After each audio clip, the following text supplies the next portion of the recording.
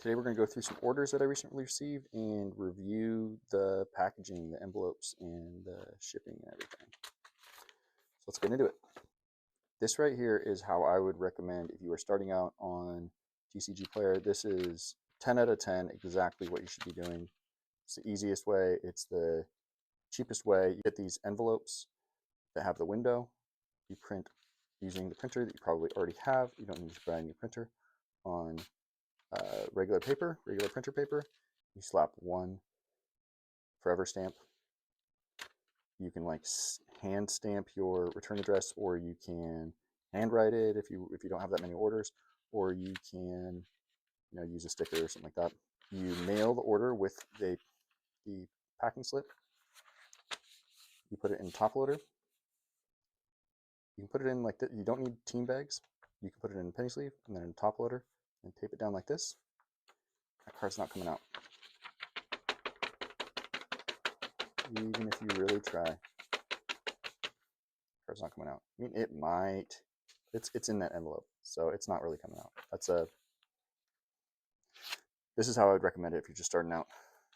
8.5 by 11, number 10 envelope with the window. You slap a stamp on it.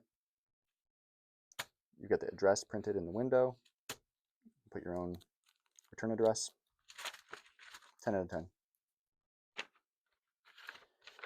This is another good example. This is a number 10 envelope.